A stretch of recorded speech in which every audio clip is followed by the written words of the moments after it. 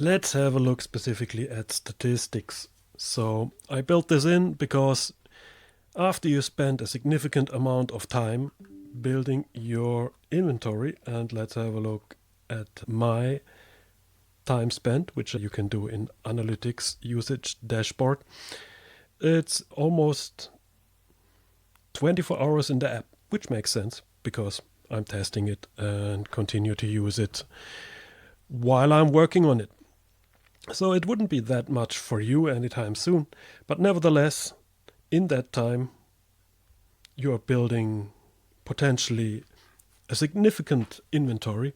And besides wanting to be able to map it out and put it in order and make it searchable, you might also want to know how much stuff do I have where. And if you entered informations like pricing and weight, you might want to know, okay, so what's the deal? How much is it? You could do this by exporting the CSV file and doing your own analysis, but there is some analysis built in and you can access it for each item separately or for a list. Here in Tools, show statistics. For the selected item, the bar can be used to start the same functionality, showing it for this box.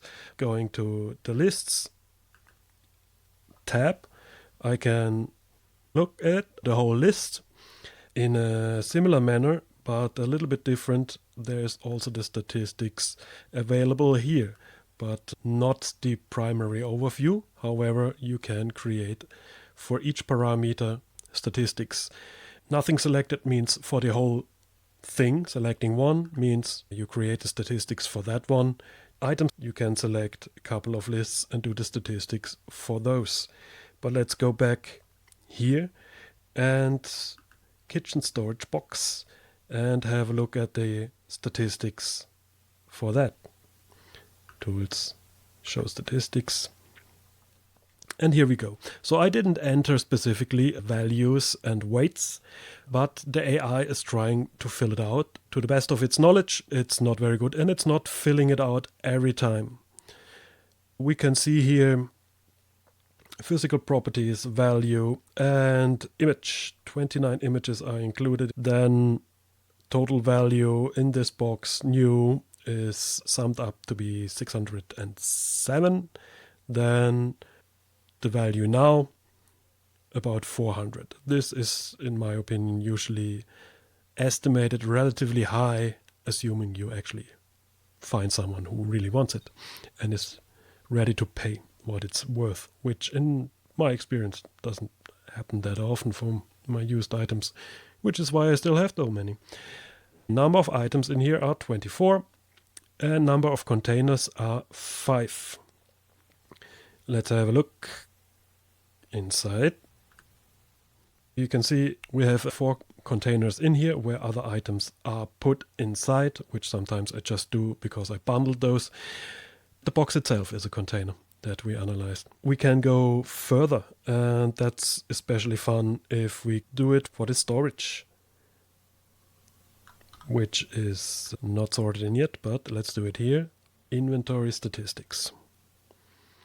Number of containers, 226. Number of items, almost 2000. In this screen, I can tap most of those and then see a timeline of when those items were created, or in this case, how the cumulative weight increased over time, and the total volume correlates with weight very much, and new value, current value are plotted together. Now these are the pre-prepared ones, but you can go in here and either get graphs and statistics about any of the item fields, which are part of every item, or have a look at the categories. So you can see how many items in the clothing category are here, 61. I have primary colors twice because of some older naming conventions. But let's go into this one, generate statistics, and there we go. I got a lot of very dark or black clothes. And I added them at 2 points in time. Here you can also set a date filter or just the latest time point to be considered. If I just want to know which items are added here, then I put a date time filter between these two. And I can share this as an image, which you can see was already created here. Share it, send it by mail, send it by messenger, or just save the image somewhere. I can also download the data that is included in this statistics as a CSV file, which could be opened, for example, in Excel or in Google Sheets. So that's the gist about